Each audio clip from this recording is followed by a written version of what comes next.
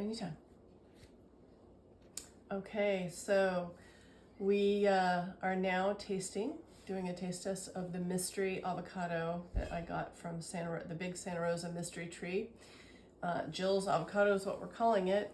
And Jill said she did not like the flavor, so I was very surprised to see that the fruit, I had it in a paper bag for, gosh, the last 3-4 days, and it's already really soft. I thought that maybe these fruits were going to be a little premature. Maybe the critters had kicked them off the branches and that they may not be ready, but I don't know, critters tend to know when fruit is ready, so it's really, really soft to the touch. Like it's ready. It feels very ready. Like if I waited any longer, it would start shriveling.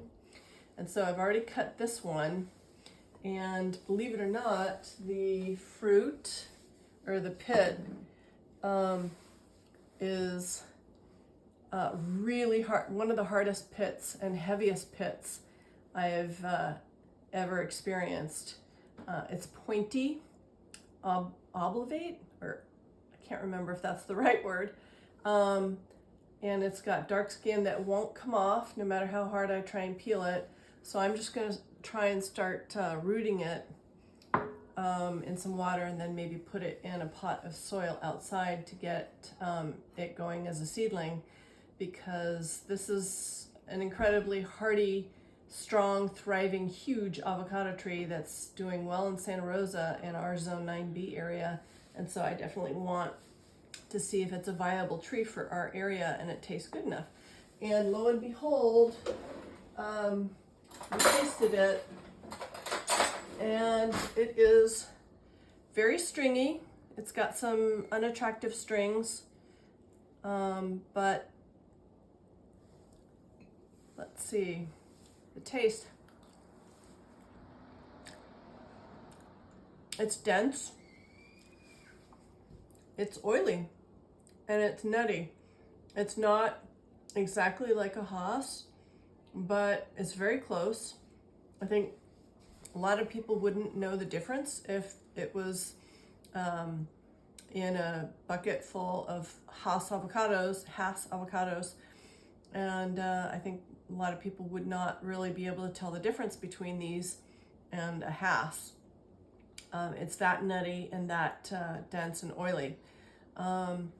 It is a little unattractive as far as all these strings.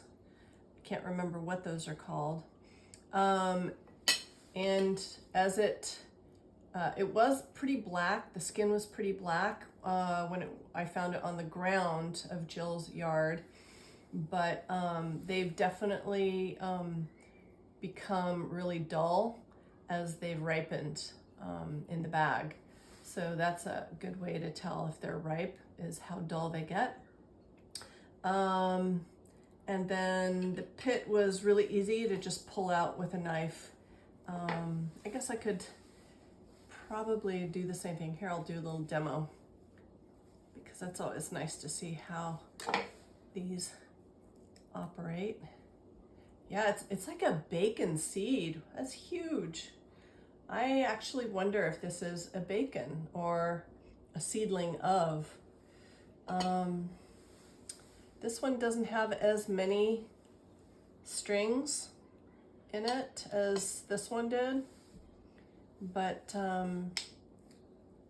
yeah, this is super heavy seed or pit.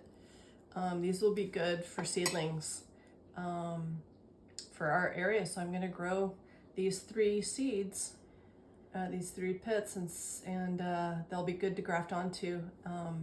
Maybe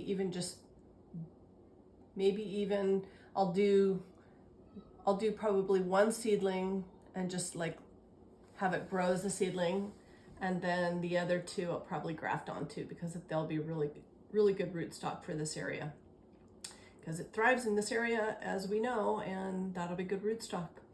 All right, I think for Jill's Mystery Avocado of Santa Rosa, California, that's a wrap.